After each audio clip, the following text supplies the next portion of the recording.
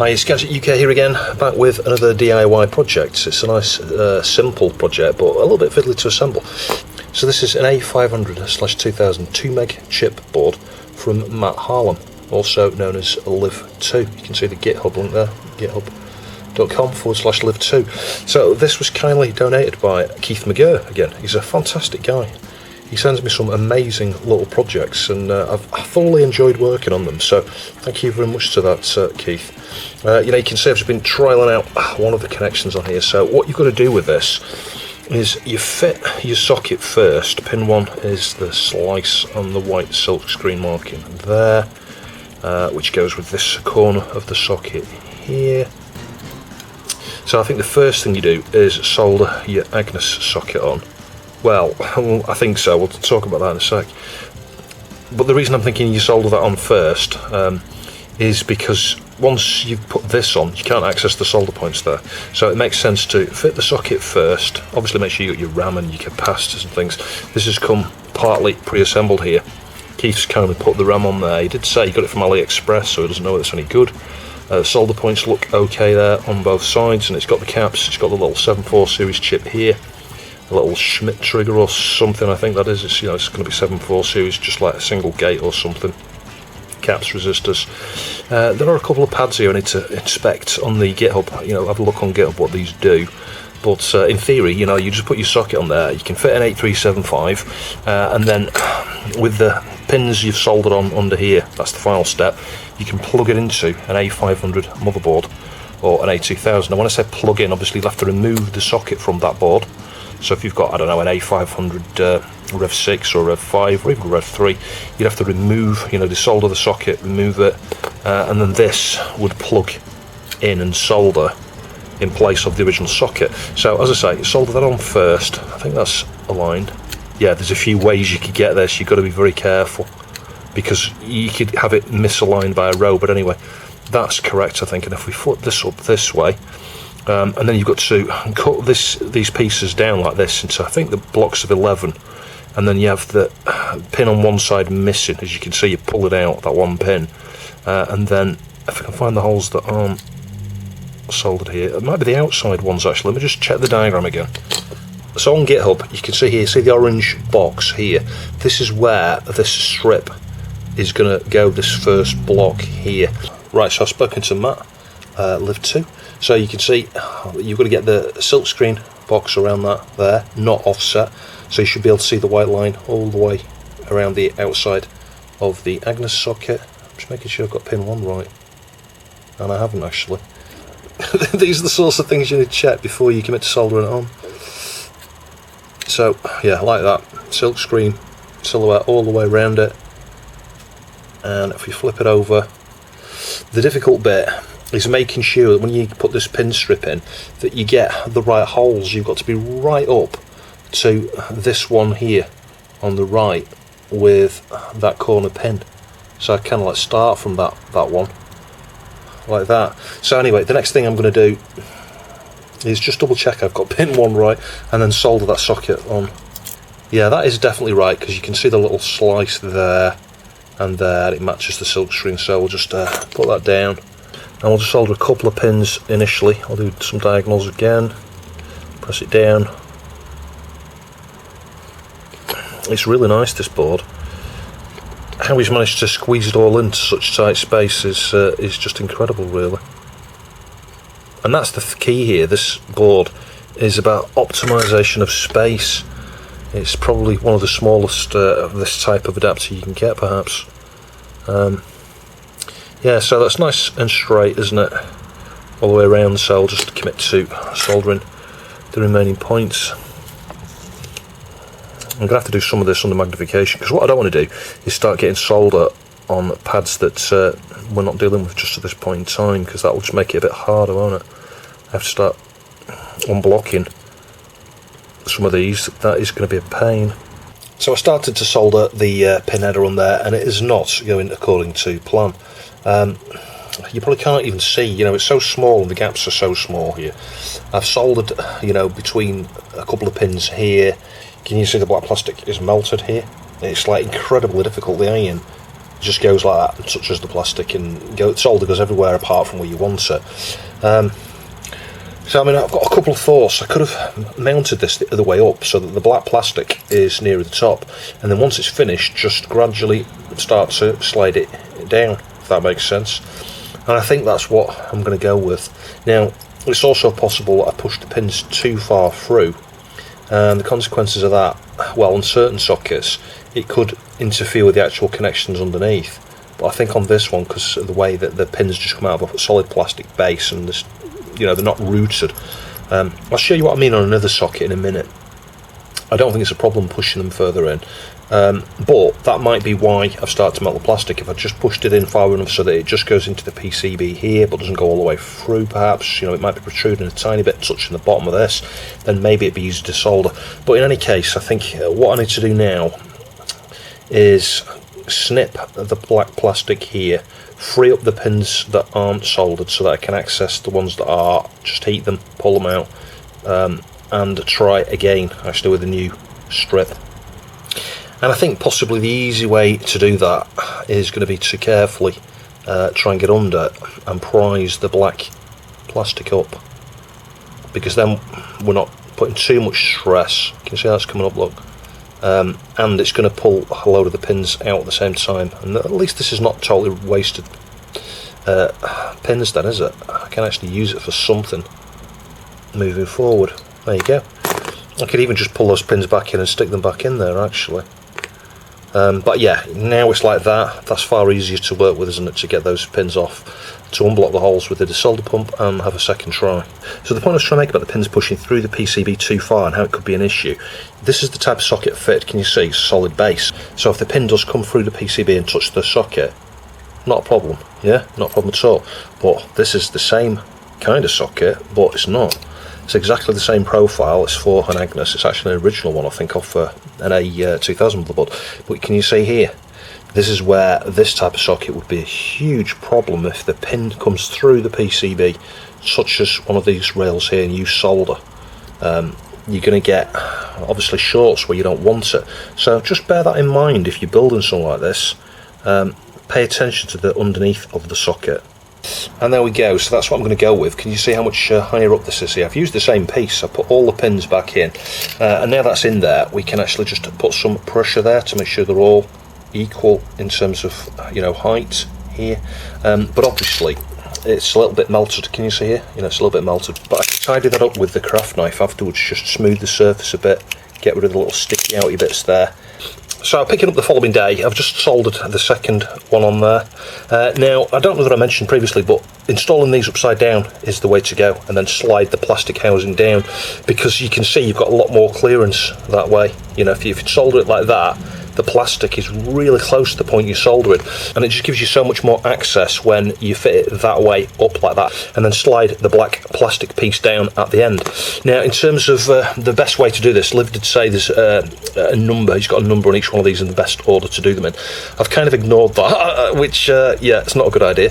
But when I got to this second one, I started then thinking about the consequences. Where's best to finish off? And actually, I'm of the opinion that this one is the one to finish off on, and the reason being, can you see here, the pins on the inside are not obscured by the socket connections. If you look at the socket connections here, the end here, but then we've got this outer strip here. So in terms of finishing off, you're better off doing this one next and then finish off with that one, because that's going to be then easier to do from the inside.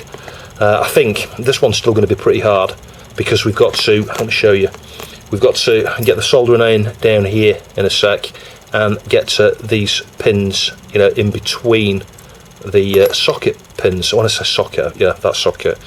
So the next thing, I've got another strip here. We need to remove a pin, so it's going to be the pin over this side here.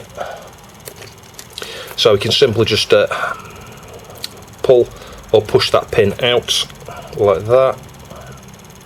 I'm saving these because occasionally, if I mess one up, I can then use that pin, can't I? Anyway, that's now going to go. Hang on, I've got a hole there to unblock. I don't know if you can see that. This is one of the things that, you just need a tiny bit of solder in the wrong place, and before you know it, you've filled a hole there, via where you don't want to. That's going to be really difficult to unblock now. Because it's on the inside there, that is going to be tricky.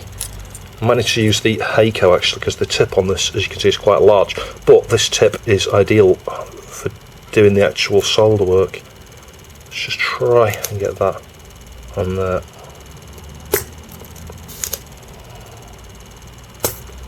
Oh my god, that's going to be really hard to unblock. There we go, I've done it. Yeah, famous last words, there we are. So, that's that. Forgotten which way this goes already. Yeah, so the other thing you need to do here, can you see, right, as we get this in here, the black plastic there is probably just going to need shaving down. Yeah, that's where I cut it, I think.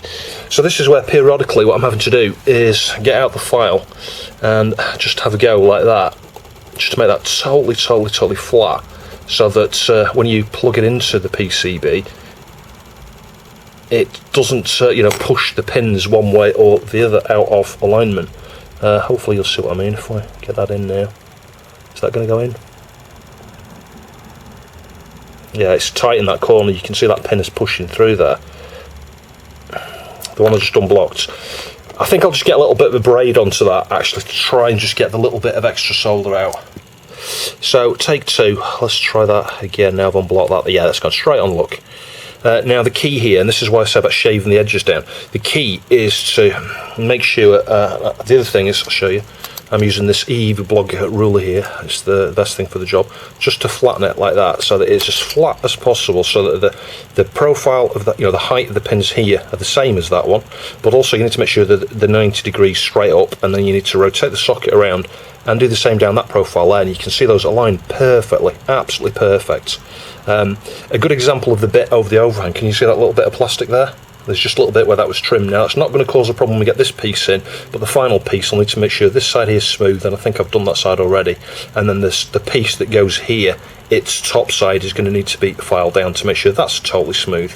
But yeah, we're on the home run now, just get this bit done, and then it's a case of going to remove a socket from I don't know, a 2000 or a 500 and try and fit this on. The way I've been doing these is to get the flux on here like this. You can see I'm using a large tube of Chip Quick here. It's the NC191. This came from Sparks UK. So it's another community video this. It was, you know, the board is donated by Keith. The flux came from Sparks. Sparks is a fantastic guy, he really is. He's helped me out no end by sending me bits and pieces. Along with LIV2, you know, this board obviously was designed by LIV2. All it came from Keith. Yeah, and that's one of the things that I like about doing my channel, if I'm honest, is I like the interaction with these guys that help me out so much, and I try to help them out where I can as well. So I'll just get a load of flux down here. But the one thing I was going to say about this flux is just as good as the normal Chip Quick I use, but also application. This is the best way to go. Don't mess with the small tubes. This has lasted me ages because I'm able to, you know, use the little syringe there and just put a tiny amount. So I'm not wasting anywhere near as much. And I've got a video coming up actually on recollection of flux from some of these little tubes. I've got loads of them here. All the ones I've been using since my channel started, I've collected the tubes. You might think I'm crazy, just because I know that there's going to be a lot of flux I can actually get out of them. I'll show you, just as an example, that's what came out of, I think, just a couple of them. Can you see all that flux in there? It's quite a bit, actually, just from, I don't know, 5 or 6 empty tubes. So you'd be surprised how much flux you waste when you use tiny tubes versus the long ones with a syringe. Anyway, so the way I've been doing this, I can't show you all this, we'll just get some solder on there like that. Again, you're probably not going to be able to see very well, but I'm pressing it down. I'm just going to do the end pin first. The outer ones here are pretty easy actually. It's the inner ones that are the harder bits, so I'll show you one of those in a minute. If we just hold on it like that and pull away. Yeah, I don't know if you can see there, but you do get a little bit of solder. Goes onto the pad and all around the pin. So you've just got to keep doing this, keep adding more solder. I mean, you could just drag along there now, actually. We could try that. Probably not going to have enough solder there. Let's just get the crazy amount of solder. When you've not got the socket pins to contend with, doing that might be the easiest thing to do. I've bridged a few there, look. Anyway, those are the easier ones to do. The hard ones, again, we'll just get a little bit of solder there. The hard ones are the ones where you've got the socket pins, as I mentioned. So I've got you on macro there. I'm not sure I can see what I'm doing, but I've got some solder on the tip, and I'm just going to bob into that pin, and between the other two pins, pull away.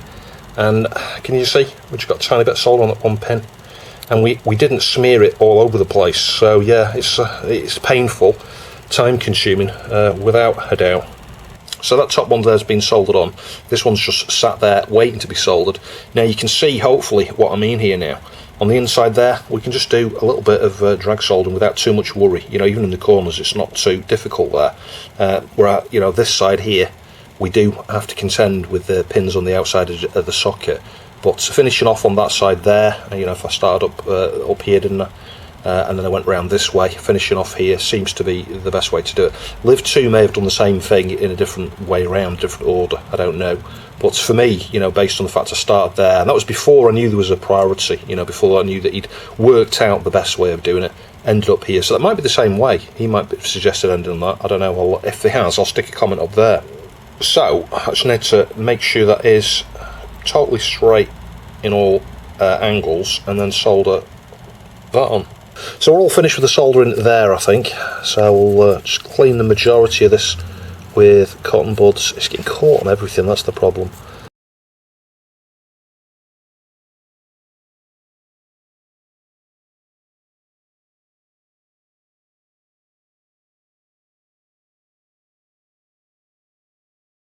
So we'll give this a go on the ultrasonic. You can see it's got bits of tissue on it, bits of cotton and stuff, lots of flux, hairs. It's like really sticky mess.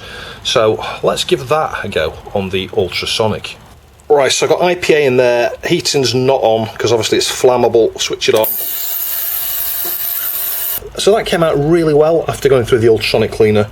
There is no flux, there are no hairs, there are no cotton fibres. Everything came off it. It's there's one hair there, look. So that came out really clean actually, and it didn't dull the solder points like that cleaning fluid did. Now I might need to reflow around this yet. I should have done that before I started fitting all these things on here really. But the solder points didn't look too bad. There's just a little bit of IPA. I can feel it leaking on the edges and the underside, so it's not quite dry. You can see it there, look. But I would say after about a minute and a half, that's all it needed. It's come out really, really well. Now I have reclaimed the IPA that I use in there because it will evaporate if you just leave it. I've just stuck it back into my IPA container, so that's going to have some contaminants in it now, but I've got no alternative. I didn't really need to get a bottle, a plastic bottle or something to store the IPA when I'm not using it in there. Now, and as I say, if you do use IPA, be warned, it's flammable, so you need to make sure you're not using the heating part of it. But anyway, yeah, I'm very pleased with that. So I've temporarily taken the 8375 out of my test 500 plus board. You can see the slant is up here, I think, which needs to correspond with that. So if we just carefully get that in position and push it in. There we go. Now what I'm going to do to test this, I'm going to plug this into my A2000, because if you saw a previous video, I did a 2 meg chip upgrade to that, and where we got these connections here, I had sockets on the board. Now of course, before these will go into the sockets, we perhaps do need to pull the plastic down, you know, so slide it down with a little bit of pressure like this. You can pull it down. It's starting to go down already on that side. Let's just do that a bit more. So you can see it here, and I have a little wire going off. It says Gary 36. I think that's going to be the A20 line, isn't it? I think I'll do the same thing on this. I'll solder a wire with a little clip like that, so that we can plug it in place of it. But if I carefully pull this out, it's not that easy, because it's got quite long pins, this one. There we go. And if we unclip the wire there from Gary, yeah, you can see how that is just going to really easily assist me testing this, because I can just literally plug it in and don't even need to go and deal with another motherboard. I mean, the messy thing with this, can you see where there's offshoots there where I cut the strips? You know, I could have filed those down a little bit before fitting that in there, but it just makes it nice and easy to be able to remove that module. And when I was talking about a wire with a clip, you can see what I was talking about. The A20 pad there, just a bit of solder on there, and I borrowed this wire. I already had it. I've shown making these types of wires up in the past. They're dead easy. You get these little clips for pennies each almost, and the housing comes off the back. Can you see that? You just solder a wire on, Tie a knot sometimes. I haven't done it on this one. Tie a knot there so that it acts as a strain relief. It catches there. But then you just feed this back through, and that just gives you a nice little clip that you can clip onto the pin, and it goes onto pin 36, I think, on Gary, the A20 pin there. I borrowed that wire off here. This was the Boobip, again, in the video, Boobip ROM switcher.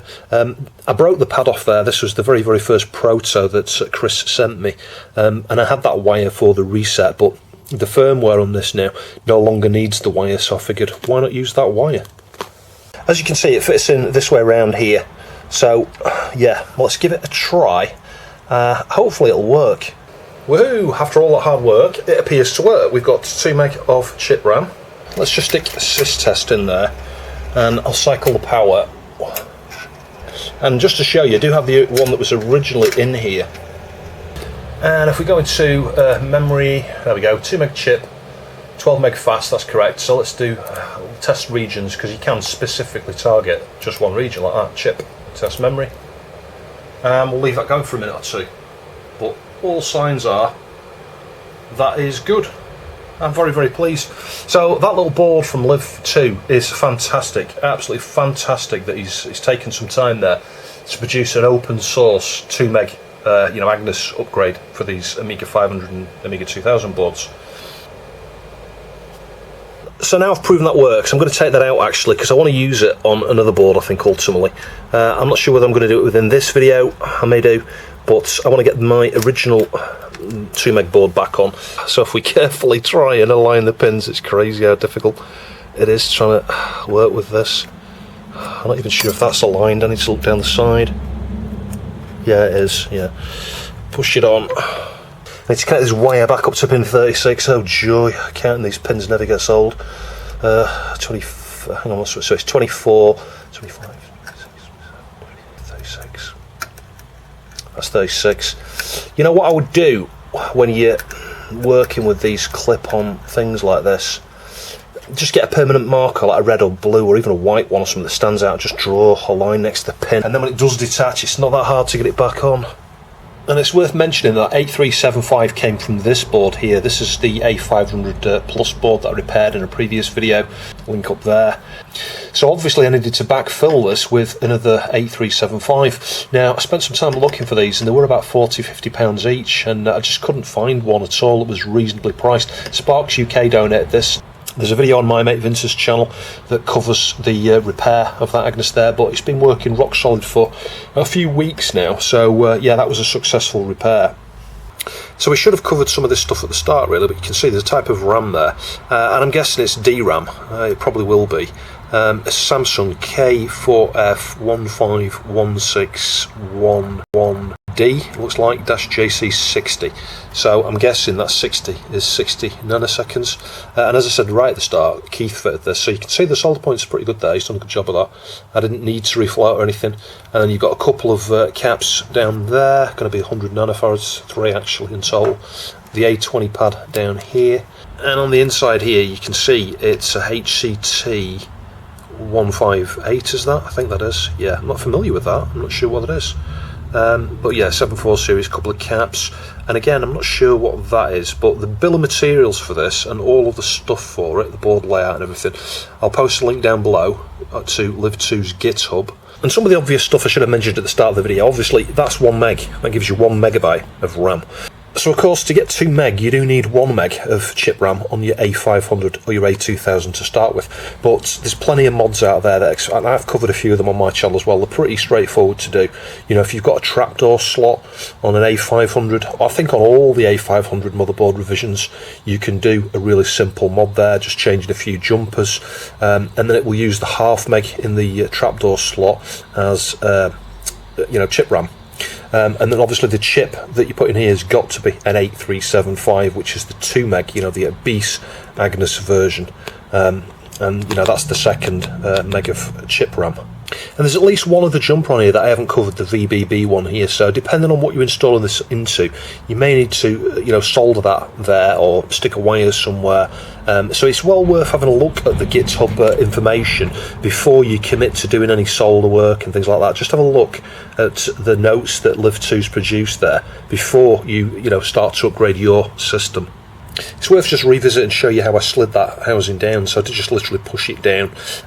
Now, if you saw the previous time I fitted one of these 2 meg, a similar one, it's a bit bigger, it's that white one you saw in the A2000 there. When I fitted that, I did a similar sort of thing, but what I did is I removed that plastic edge there, and that gives you even longer length. So if, like me, you've got some socket on your motherboard instead, you know, there's strips there designed to mate with this, you could remove that black plastic, just, you know, slide it up, just come straight off. As long as you've got good solder points, it doesn't need this black plastic there. But I found these are long enough here to accommodate plugging into that socket, so you can just leave them in place. But yeah, a very, very nice board. Much appreciated for, you know, Keith's taking his time and money to send this to me. It's just been wonderful working through some of these little boards that he sent me, and there'll be another one hopefully following this. Anyway, hopefully you found that interesting. Thank you very much to LIV2 for designing this for the community and for sharing it and making it open source. Thanks again to Keith. I hope you found the video interesting. If you'd like to support the channel, please see the Ko-fi and Patreon links down below. I'll catch you in the next video.